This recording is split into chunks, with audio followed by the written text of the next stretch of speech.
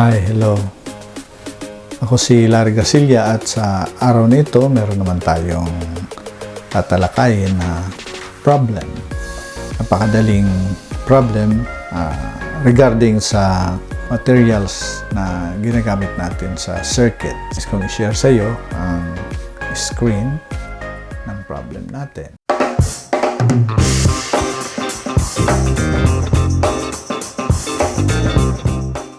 So, basahin muna natin.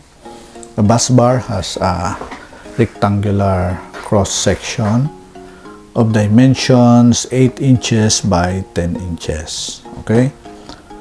So, ang tanong dito, ano yung cross-sectional area? So, what is the cross-sectional area in circular mill if it's made up of copper materials? Sige. So, isolve natin. Again, ang given natin ay yung dimension ng ating bus bar. So, meron tayong bus bar na copper. Okay. Made of copper. At ang dimension niya ay 8 inches by 10 inches. No? So, yung mahaba nito, ito ay ang kanyang length at ito naman ay ang kanyang width. Okay? Ayan. So, yung required pinapahanap sa atin ay ang cross-sectional area niya. Yung cross-sectional area in circular mill. Sige. So, sa solution, ito na. So, since na yung ano naman natin, yung formula ng area ay length times width, no? So, madali lang naman siya. Substitution lang. So, substitute mo yung length na 10 inches at saka yung width niya na 8 inches. So, pag multiply mo yung dalawa, syempre, bibigay sa atin ay 80 inches square or square inch. So, yung 80 na to, 8 inches squared, ay yan na yung ano niya, yung cross-sectional area ng bus bar natin.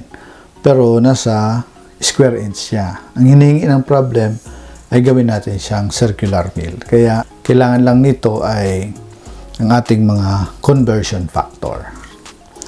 So, ano-anong mga conversion factor natin? Una, pwede nating gamitin ang relationship. Sabi sa relationship natin, yung ating circular mill na 1, equivalent ito ng pi over 4 mill squared.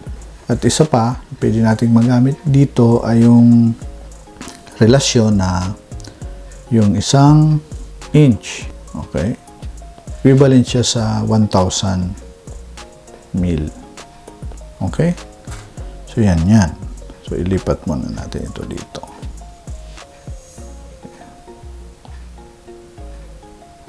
Yan. Ito yung ating i-convert. Sige. So, 8 inches squared yan. So, gamitan na natin.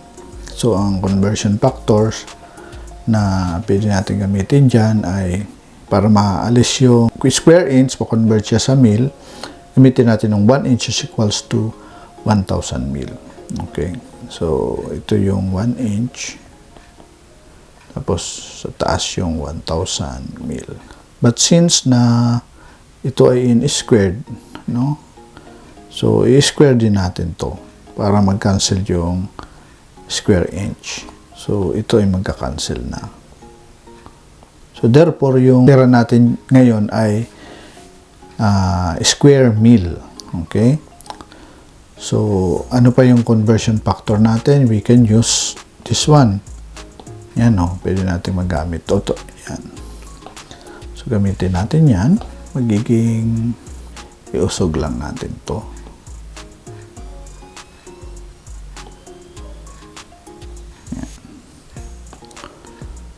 So, yan.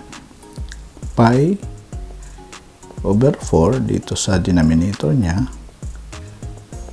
Square mil. Tapos, sa taas yung 1 circular mil. Okay? So, entonces, itong square mil dito at dito ay magka-cancel din. So, ito na yung magiging area natin in a circular mil. So, A, solve natin yan. Gamitan natin ng calculator. Pakita ko sa iyo ang ating calculator. Yan. So, meron tayong 80. Okay, times. So, ito ay yan, 1,000. Yan. Ano yan? Square yung 1,000 natin. Yan. So, times. Ang pi over 4 natin ay na denominator, magiging 4 over pi na. So, times 4 ito. Times 4. Okay. Pagkatapos niyan, i-divide natin to ng pi. Yun. So, ito yung sagot natin. Maliwanag ang kasagutan natin na yan ay 101,859,163.578 or 58. Or,